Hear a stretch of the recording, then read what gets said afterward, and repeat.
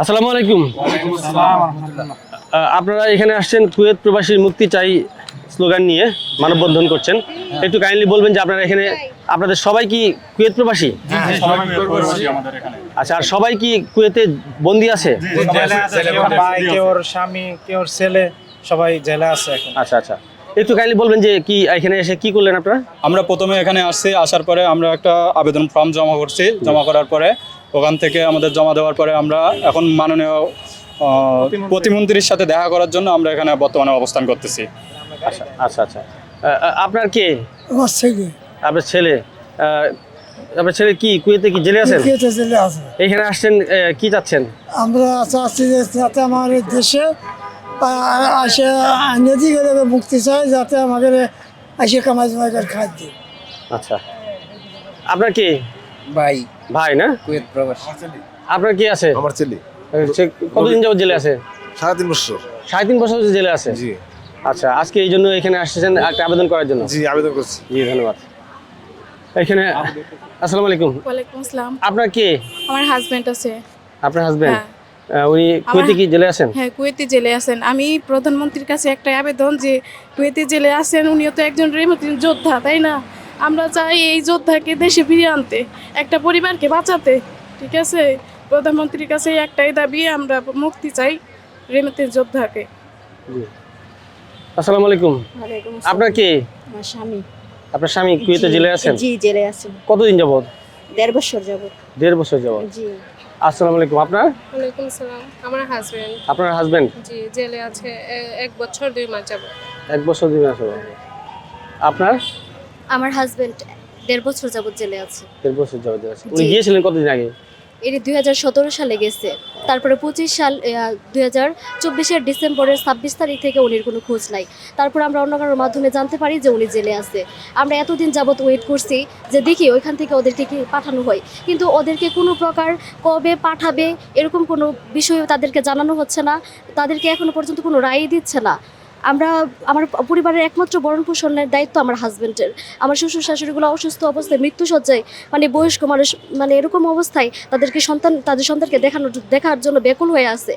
আমার স্বামী, আমরা কতটা অসহায়ভাবে এই 1.5 বছর করতেছি। আজকে এখানে মানববন্ধনে কি চাচ্ছেন আপনি? আমরা একটাই দাবি যে সরকারের কাছে সুষ্ঠুভাবে আমাদের যারা এখানে আছেন তাদের পরিবারের মানুষগুলোকে যেন বাংলাদেশে ফিরিয়ে আনে, আমাদের পরিবারের কাছে ফিরিয়ে দেয়। এটাই সরকারের কাছে আমাদের দাবি। আচ্ছা আচ্ছা, ধন্যবাদ। আসসালামু আলাইকুম। ওয়ালাইকুম আসসালাম। আপনার কে? আমার ছেলে আপনার ছেলে কুয়েতে কি জেলে আছে? কুয়েতে জেলে আছে।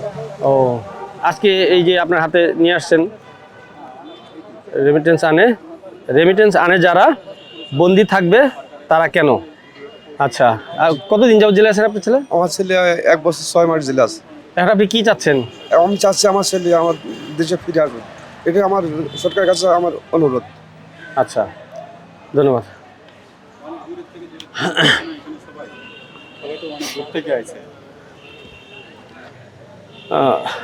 আসসালামু আলাইকুম প্রিয় দর্শক, সারা বিশ্বের সকল প্রবাসী এবং বাংলাদেশি, আপনারা দেখতে পাচ্ছেন আমরা এই মুহূর্তে আছি প্রবাসী কল্যাণ ভবনের সামনে। এখানে একটি মানববন্ধন দেখতে পাচ্ছি, যেখানে তারা স্লোগান দিয়েছে কুয়েত প্রবাসীর মুক্তি চাই। অর্থাৎ এখানে যারা উপস্থিত দেখতে পাচ্ছেন সবাই কুয়েতে যারা প্রবাসী ছিলেন, কোনো না কোনোভাবে তারা কারাবরণ করেছেন, জেলে আছেন। তাদের আত্মীয় স্বজন আজকে এখানে এসেছেন প্রবাসী কল্যাণ ভবনের সামনে। প্রবাসী কল্যাণ মন্ত্রণালয়ে তারা যোগাযোগ করেছেন। আমরা কথা বলে জানতে পেরেছি প্রবাসী কল্যাণ মন্ত্রণালয়ের মাননীয় প্রতিমন্ত্রী, ওনার সাথেও ওনারা দেখা করতে চেষ্টা করেছেন এখন, এবং কি অপেক্ষা করবেন দেখা করার জন্য। হয়তো একটা স্মারকলিপি কিংবা ওনাদের আবেদনটা জানাবেন। আর ওনারা ইতিমধ্যে ব্যক্তিগতভাবেও আবেদন করেছেন।